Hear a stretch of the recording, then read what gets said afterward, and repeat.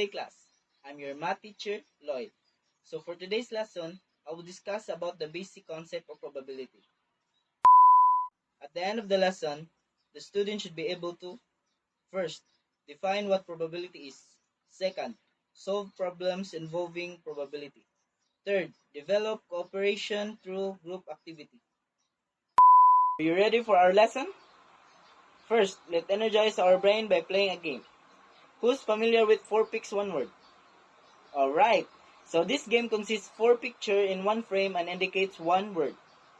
Student, I have here one example and I will let you analyze and answer for 30 seconds only. Time start now.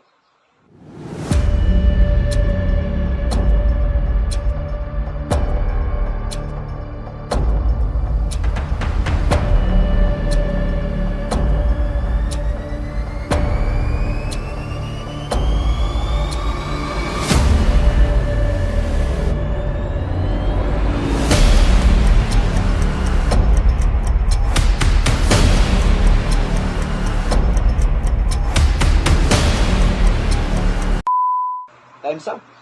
Very good. The correct answer is chance. Let's give everyone a round of applause. Based on our activity, what do you think will be our lesson for today? You're right. Our lesson for today is about chances, which is probability. It is a chance that something will happen. Before we proceed on how to find the probability of an event, let's first discuss the basic term used in probability. The first is experiment. What is experiment? Very good. The next term is outcome. What is an outcome? Amazing. For better understanding, let's make an experiment by tossing a die. Perfect. The outcome is 2. The third is sample space. Sample space is a set of possible outcome of an experiment. For example, the sample space of a die are 1, 2, 3, 4, 5, and 6, while the coins are head and tail. Second from the last, we have sample point. Sample point is the individual possible outcome. For example, the sample point of a coin is head, while the other one is tail. Last but not the least, we have event. An event is what expected to come when making an experiment. For example, what do I expect to come out when tossing a coin? Getting a tail. You've got it now. Now that you all know the basic term used in probability, let's discuss how to solve for the probability of an event. To solve for the probability of an event, we need to use the formula. P event is equal to number of favorable outcomes over number of all possible outcomes. For better understanding, let's consider this problem. What is probability of getting ahead when tossing a coin? Using the formula P event number of favorable outcomes over number of all possible outcomes. Let's first look for an event of the problem. What is an event of the problem? You're right. Getting ahead, let's use H as a representation. Next, let's look for the number of favorable outcomes. Our number of favorable outcomes depends upon our event. How many heads does the experiment have? Correct. The answer is 1. That's what we call the number of favorable outcomes. How many possible outcomes does it have when we toss a coin? You're right. There are 2 possible outcomes. Therefore, the possible outcomes of getting ahead when tossing a coin is 1/2. Make 5 groups. Each group will answer the following question and each group will give only 30 seconds to answer. First group. Earl Darez is asked to choose a day for a week. What is the probability of choosing a day which starts with S? Time start now.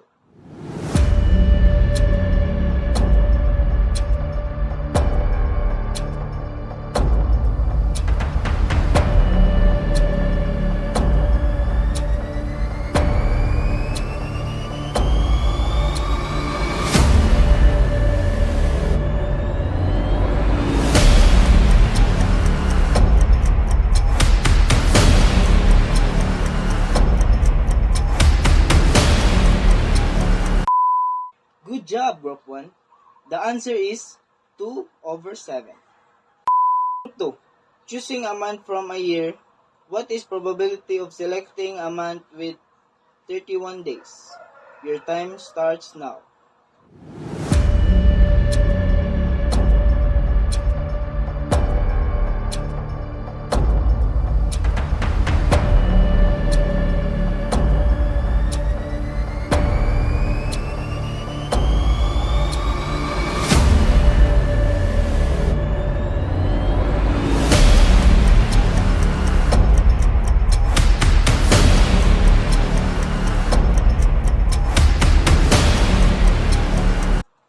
Time's up.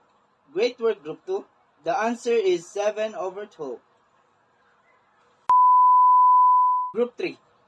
If a letter is chosen at random from the word perseverance, what is the probability that the letter chosen is E? Your time starts now.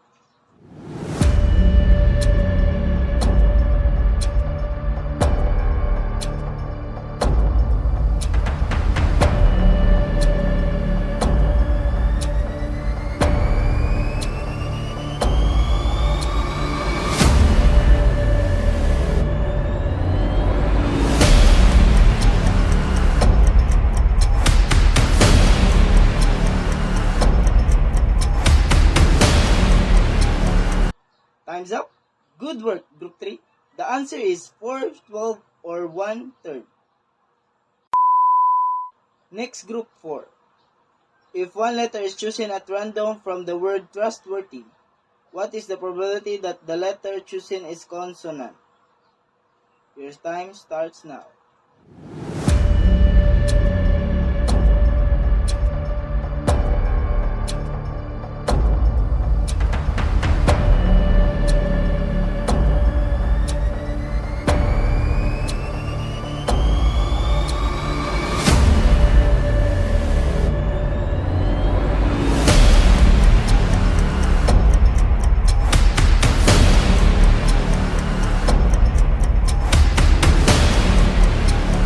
Time's up. Congratulations, Group 4. The answer is 9/11. Great work. And last, for Group 5. The sides of a cube are numbered 11 to 16. If John Renz ruled the cube once, what is the probability of ruling a composite number? Your time starts now.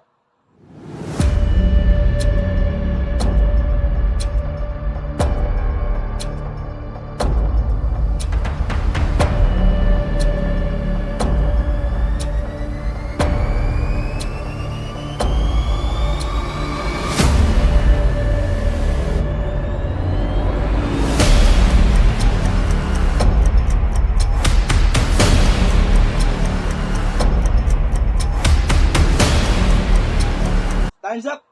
Correct, Group 5. The answer is 4/6 or 2/3. Hope you understand and learn. This is Lloyd, your math teacher. Thank you for listening. Bye. Please subscribe to my YouTube channel and like the video. Thank you.